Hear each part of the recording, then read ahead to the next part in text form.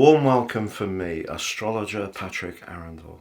Today, in the latest of my deep dive videos, I'm going to explore the Sagittarius new moon, which occurs across the 12th or the 13th of December, dependent on location, at 20 degrees and 40 minutes in the sign of Sagittarius. What makes this year's event particularly exciting is that at 20 degrees and 40 minutes, we've just nudged into the third decan of the sign of Sagittarius, which has a sub-rulership of the sun. And this celestial warmth is going to heat up this event in a really positive way. But also Mars, the planet of drive and passion, is also in Sagittarius in the second decan, which it governs. So we've got a very fiery combination all cresting together. And also there's a fixed star in the mix that I need to share with you. I'm going to tell you all about Sagittarius and its qualities, also some of its challenges. But then I'm going to dive deep into the solar event chart, because both Neptune and Uranus are particularly influential on this particular event. And through that, we can see how this will affect us all collectively. Then I'm going to look at the natal event chart based on universal central time, where the ascendant is in Virgo, but that puts the sun and the moon in the tender fourth house. So quite an interesting contrast. I'm going to share the exact time and date that this occurs across the world, so please stay with me for more. If you are new to my channel, it's lovely to have your company. Please share any thoughts you have. This is very much a community. I try to interact with each comment. If you're a returning visitor, your likes, shares and comments are truly appreciated. But if you've yet to subscribe, I'd be honoured if you did so now. Now, year 2024 is speeding towards us. If you've yet to get your personal forecast for next year based on your unique birth data, if you do so now, you get the rest of what's left of this year free. Plus, in my special package, your character analysis, your life roadmap report, which gives you searing insights into the patterns that have played out in your life so far, and a much greater understanding of how to work with them future forwards. But also, by ordering a chart now, you'll also get your zodiac, Chinese and Indian forecasts for all 12 signs, all for 2024 free of charge. Please see the link below. So the Sagittarius new moon is a very exciting event each year, because this is a sign that's fiery, but it's also mutable, so it's a flexible sign. And it's governed by the giant Jupiter, which just so happens on this event to be retracing its steps through to the 31st of December in the earthy sign of Taurus. But the fixed star that applies to this event is a trio, and it's very much in keeping with the energies of Sagittarius, very much to do with justice, truth, righteousness and benevolence, which can be a key Sagittarius quality. And it's very fortunate, and it's very, very close, just a few minutes away, just 14 minutes away from being exactly conjunct the event. So the energy of Mercury and Jupiter combined comes through that fixed star to add more buoyancy. Now, Sagittarius is a masculine sign. It's also a diurnal sign. That means that the signs from Virgo through to Pisces in the southern hemisphere of a horoscope are diurnal, and Sagittarius is one of them. Of course, its ruler, as we've mentioned, is Jupiter. It is fiery and it is flexible because it's a mutable sign.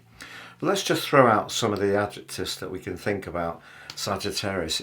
Very much a knowledge seeker. If you get chatting to Sagittarians, the vast breadth of information they can share on any subject you can possibly imagine never fails to impress me.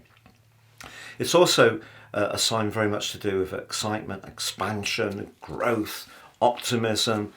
Can, in traditional astrology, be very much linked to good fortune.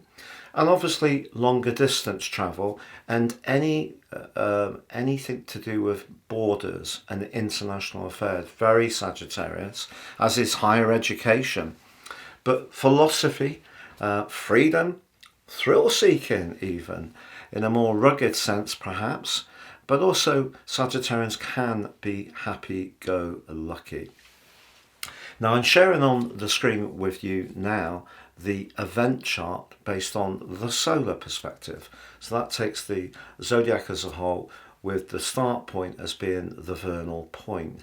So therefore you can see the Sun, the Moon and Mars all in house 9, Sagittarius. And having Mars there is definitely a bonus. It adds more thrust. But we also need to be conscious that the Sun and the Moon are pretty close to an exact quincunx with Uranus. Uranus is the planet of disruption, particularly in the sign of Taurus, where it's in its fall, it's not its best location. But here it's been causing quite a lot of turmoil around our finances. And because the Sagittarius energy is very much about going for it and being more expansive, perhaps what we're being asked to do is be mindful of not being too impetuous when it comes to how we use those resources, because Uranus can make decisions in a snap second, lightning fast. They can often pay off, particularly with futuristic plans. And Sagittarius has a real appreciation of the future trends for sure, but having a second 9th house energy is not integrated. So we just need to be aware of that too. But Neptune is also pretty close to squaring up with the Sun and the Moon. Neptune is a dreamy, drifting energy, particularly in its home sign of Pisces, where it's been since 2012. So if we think about the Sun and the Moon being in house 9 and Neptune being in house 12, what we're talking about is amplification of sensitivities. The 12th house can be about the areas of life that we're reluctant to look at, perhaps the things that we find difficult about ourselves, our shadow side, but it can also be to do with our higher spiritual purpose, but in a more challenging way, possibly about our anxieties and fears.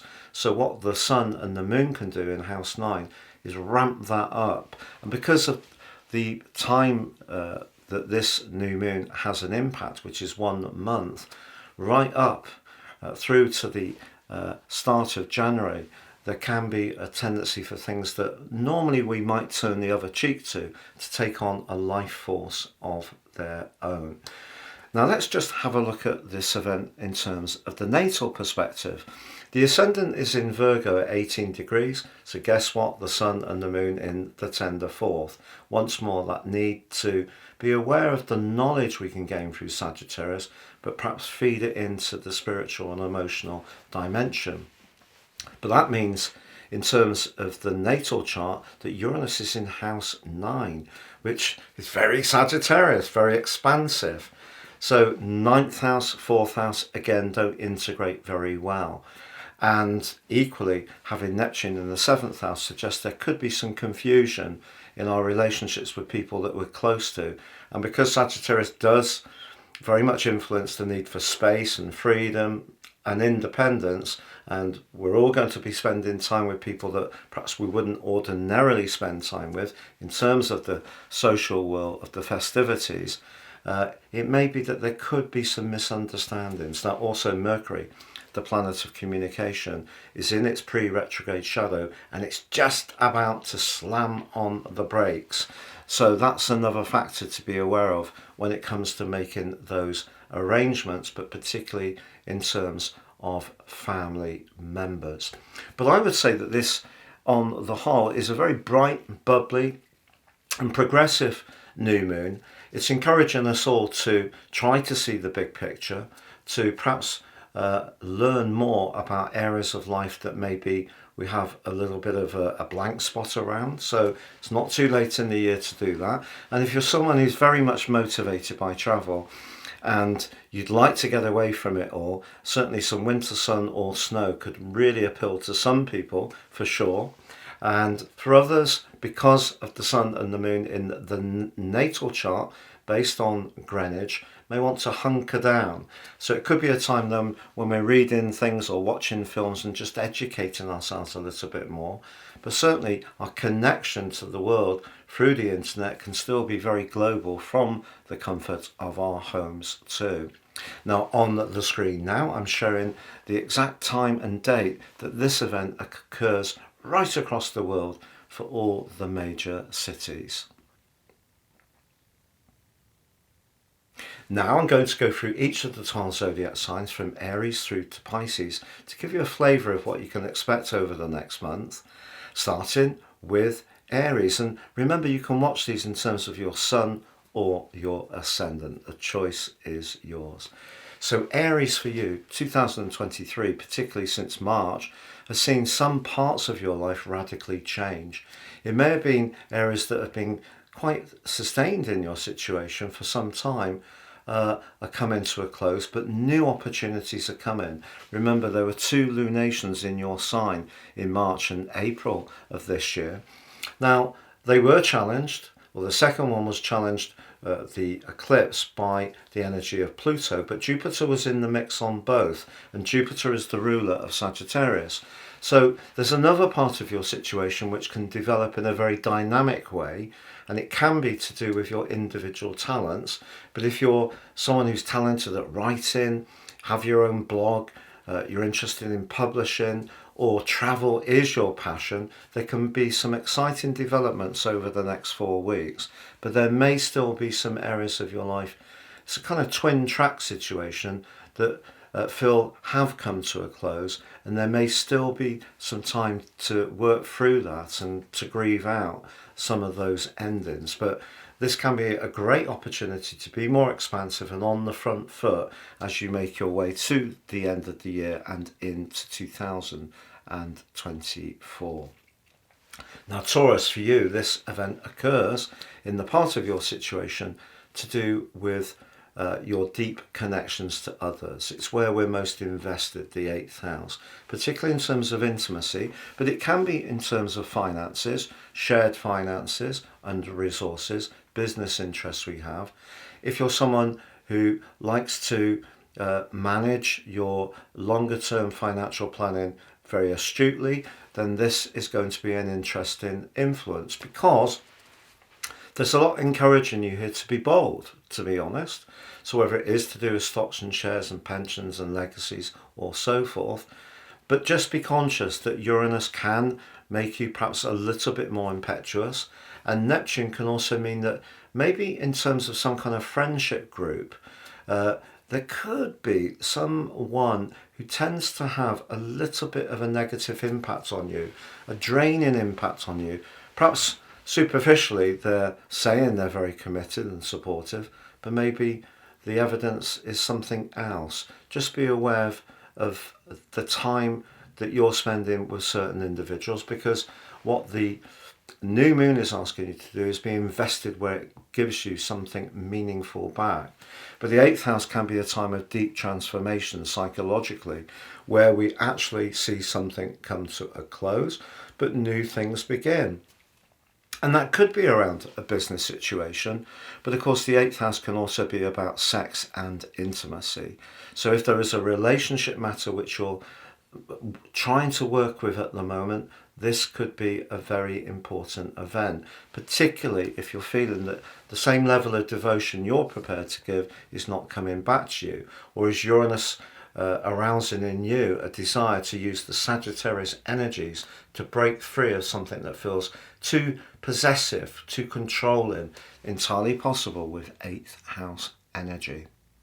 Gemini, for you, the 7th house of this event is really interesting because of the role of Mars.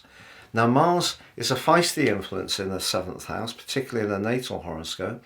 It means that individual will be much more assertive about stating what they need, which can be a really good thing because it creates good, firm, robust boundaries. But also the 7th house isn't just about relating, it's about where we come into contact with others. So we all relate each day, people in the local shop, colleagues, relatives and friends, we're all relating. We don't necessarily have to have a relationship with another person in an intimate context, but we can have a relationship with ourselves. And this particular new moon is a great opportunity to think about all those interactions with others. But also, if you feel that someone has perhaps been taking you a little bit for granted, Mars can help you to just push back a little bit and let them know what you will or won't accept.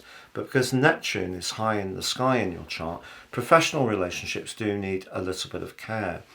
It's possible that you're having to deal with someone who seems a little bit elusive, changeable. You're not feeling there's a fixed and firm relating point on this particular event. So over the next few weeks, however much you're trying to reach into someone else's needs, they can keep seeming to move the goalposts, and that could be frustrating, and with Uranus in your 12th could have an impact on your nervous system.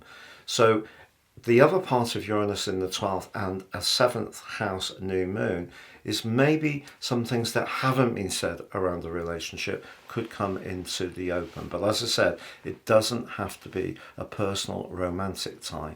Any kind of relationship that's important in your life can be influenced by this event. But if you are looking for some engagement with someone else, perhaps a festive fling, then certainly having Mars in the sign of Sagittarius along with this bold new moon can give you a lot of extra confidence to strut your stuff as you mix and mingle. Cancer, for you, this event occurs in the 6th house, very much to do with practicalities, where we work and how we work, the details of things, the processes we go through. But it also can be about our health, diet and fitness. And the knowledge base of Sagittarius can help you to develop over the next 4 weeks some new understandings, whether it is to do with some nutrients or how you cook or the exercise you take. It could be that if you're not feeling very fulfilled in a job, that this can push you to look around for other opportunities. And with Uranus in your 11th house, your future planning has become much more radical over the last 4 or 5 years. And that's seen you at times wanting to have more space for yourself or orientate towards the people that really have your world view. But balancing that energy with this more devotional, obligational energy of Sagittarius for you could be a little bit challenging. And also the 9th house energy of Neptune could be a little bit draining. So whatever you do, don't try to do too much of it. It's good to be virtuous, but at the end of the day, it is the festive season. It is important to enjoy ourselves.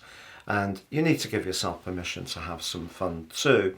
Because if you do try to cram in too much, or even put your needs to one side, Uranus and Neptune, I think you could end up feeling a little bit resentful.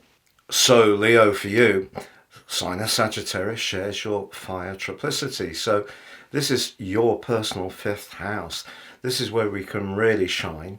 And when you're on top form, your radiance really can light up a room. And I feel that with Mars in the mix as well, you really can mix and mingle with the best of them over the next 4 weeks. So this is a terrific tonic for your social festive activities.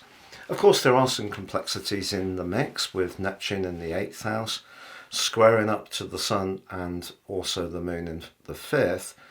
It's possible that in an existing romantic relationship there is perhaps a little bit of clarity that's lacking. Perhaps you're wanting not just the warmth and the affection that you can radiate, you also want to have that sense that someone's focus is upon you and no other. And obviously we all like to be at the very least respected, but for Leo people, often the need for that approval can be even stronger. So if someone is a bit evasive, perhaps it's someone that you really like, you may even have some kind of intimate connection with them at the moment. But if you're not quite getting a clear picture, that could just be something that just is going to be a little bit of a concern. Now, in a professional context, with Uranus in house 10, that's pushing you to break away from that part of your nature that does really like to adhere to some pretty set formulas. Fixed sign, you know, people see you as a fire sign, as the leader of the zodiac because of your sun rulership, but you know, sometimes you'll stick with what you know because it just feels more comfortable. And Uranus is provoking and pushing you and trying to disrupt you in terms of seizing your talents and shaking up your own world and perhaps doing something that's completely radically different. But in order to feel really satisfied professionally, you have to be expressing yourself on the back of this particular event. The fifth house is all about showcasing your personality. So if you're in a job where you feel that you have to dim your flame in order to survive it, you're in the wrong job. You need to be doing something that really is exciting and gets your mental juices flowing. So just bear that in mind. Switching jobs just before Christmas is not always a feasible or practical thing, but I feel that as you go into the end of this year, and of course the Sun will move into house 6 to join up with Pluto, and it is going to be forging a brilliant link with Jupiter in your sector of success. Next year can be a time of major breakthroughs for you professionally if you're open to changing, Leo.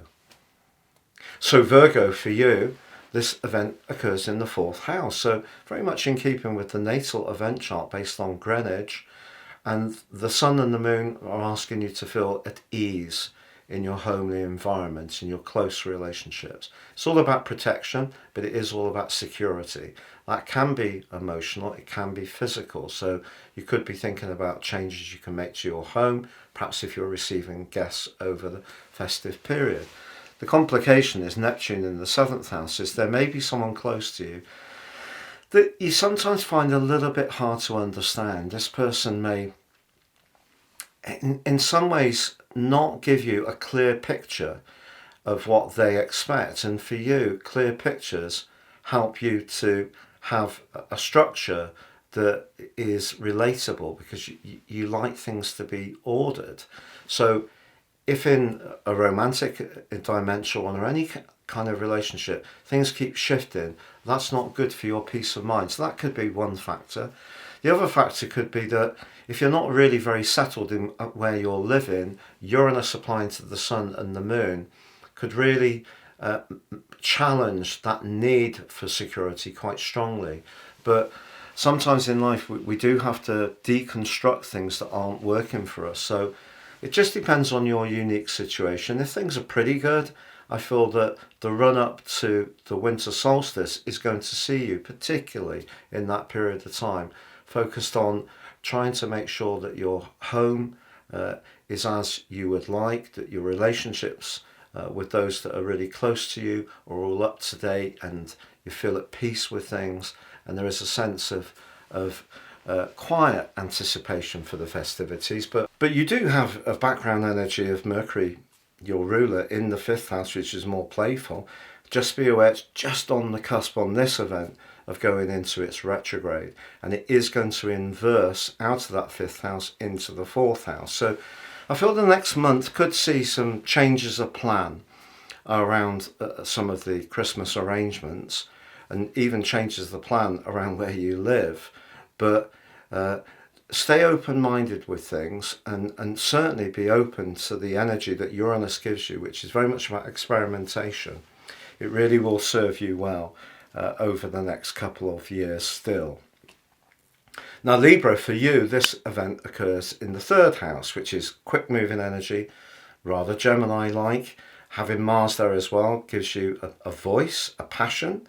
And so if you're wanting to up your interaction with others, you're going to see lots of text messages and emails spinning backwards and forwards over the next 4 weeks. It could be a time of a lot of mixing and mingling.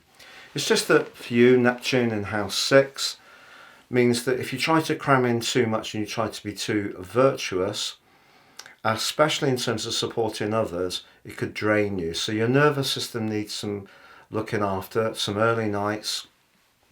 Just be aware of sort of de-stressing the best you can before you get to sleep.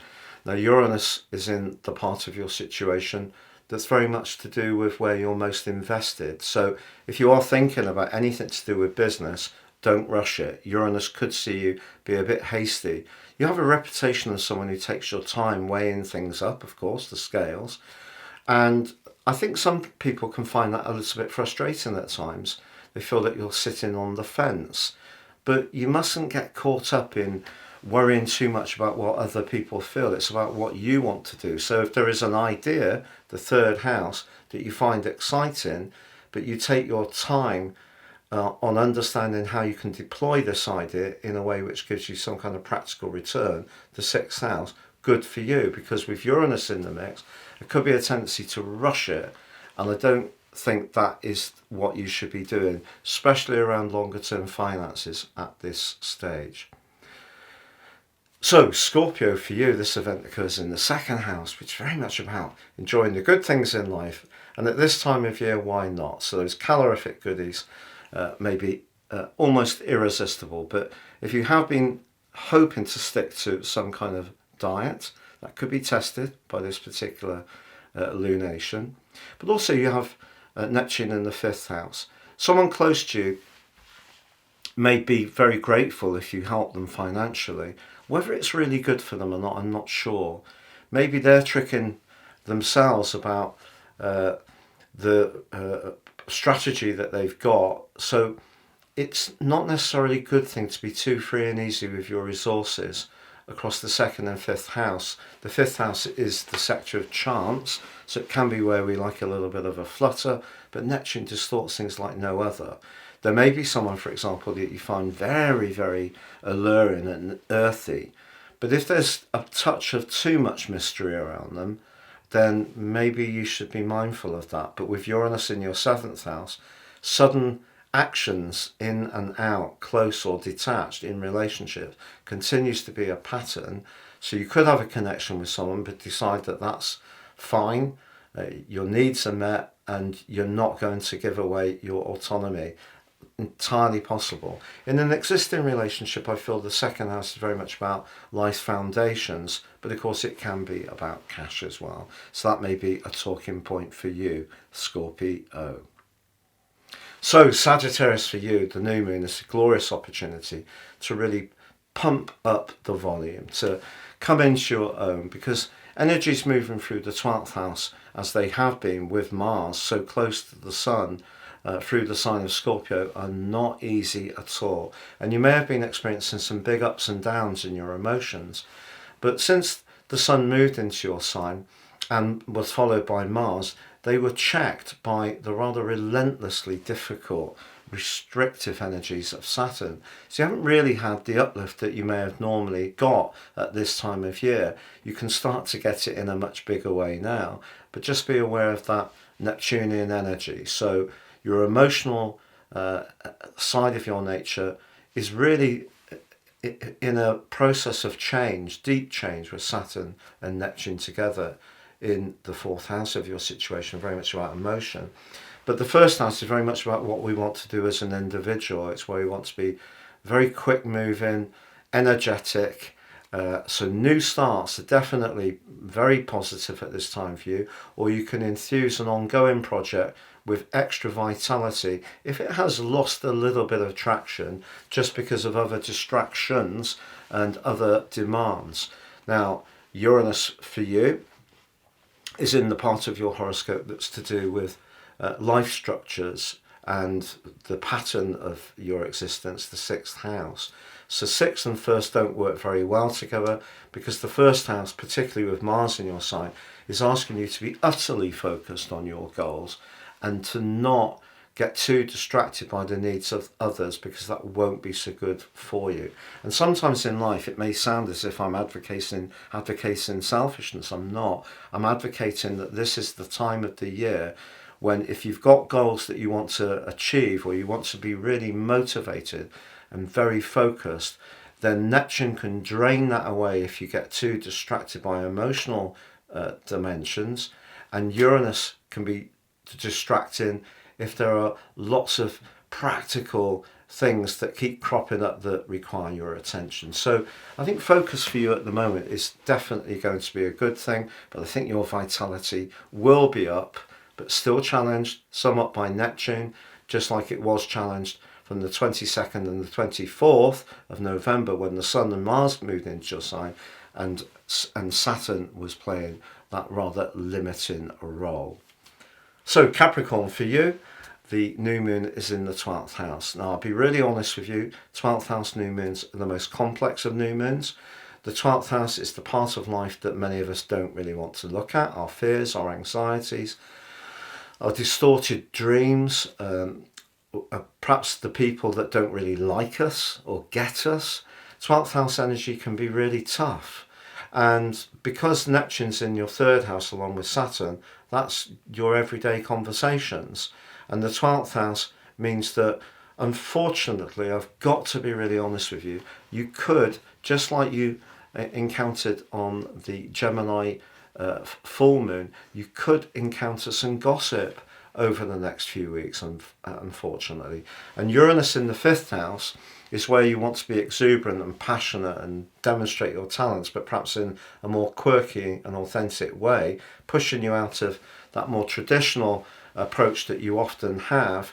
And that's been a factor for the last 4 years or so, but that's not tying in very well with the very hypersensitive energy of the 12th house. So if you find yourself, even though you've got Mercury and Pluto in your sign at the moment, with Mercury about to go retrograde, if you find yourself wanting to withdraw a little bit from other people and just have some quiet time, even reminisce about people from your past, you could feel extremely nostalgic over the next few weeks, but just go with it and you will emerge on the winter solstice as the sun powers into your sign, and that's when you're going to be really dynamic. So you will get in the swing of the Christmas festivities, but I think this year a bit more time out. If you can go to a spa, have some holistic treatments, do some quiet inner work, I feel that you will really gain the benefits from that.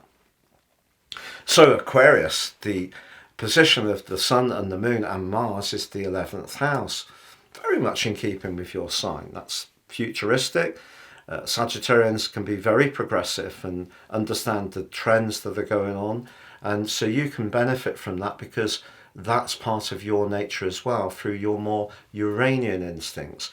Your more Saturnian instincts are more with sticking with the tradition. So there is a relationship that has to go on between that more exciting and sometimes unpredictable side of your nature and the side of you that does like to adhere through the fixed energy of your sign with familiar things, traditions. So they coexist in not always a completely comfortable way.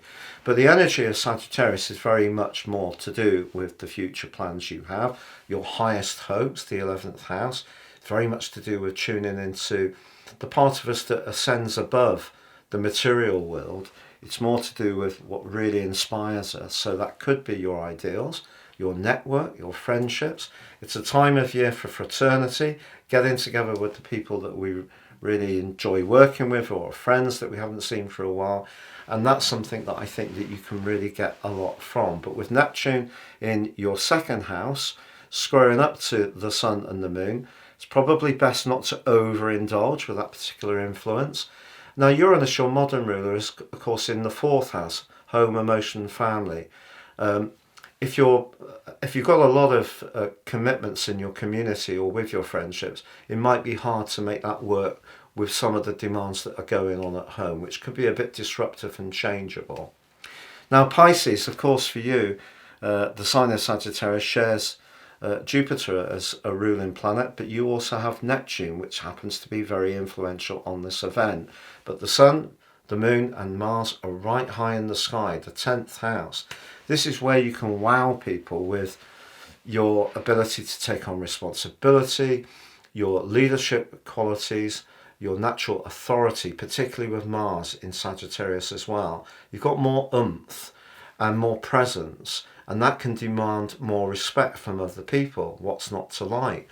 Well, if you go into a situation and one part of you wants to strut your stuff, the energy in Sagittarius, but Neptune's seeing you, well, a little bit woolly about what the idea is, or maybe not quite sure, or doubting yourself a little bit, you're already completely depleting your mission.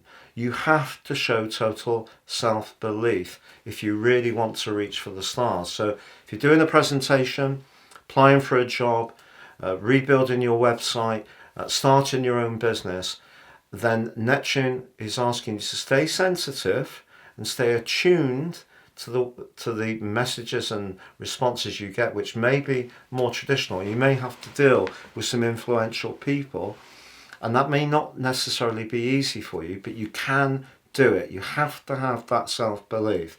In terms of Uranus, the third house means that if you have got some very innovative and unusual ideas, I'm not saying you shouldn't introduce them into any conversation you have in terms of your goals and ambitions or your worldly interactions, but just be aware that the 10th house is very much about tradition. So if you are dealing with a big organisation that has set ways of doing things and may superficially suggest that it has progressive policies, but actually underneath that it's pretty stuck, if you try and bring that Uranus energy in too quick, even though you could be the perfect candidate, they could become a little bit concerned that you're too radical for them because they're wanting someone who fits their blueprint, not yours. It's been a real pleasure being with you. Thank you so much for joining me for this Sagittarius new moon video, which I've really enjoyed. As I mentioned before, if you have any thoughts, please share them with me. I do interact with every single one. And have a great Sagittarius new moon. This is the perfect new moon for the run-up to the festivities, particularly with Mars in the mix, that wonderful fixed star, Atria, and the sub-rulership of the Sun and Mars. So there's lots to go for, but just stay mindful of the role of Neptune and Uranus. For now, take care, good luck, and goodbye.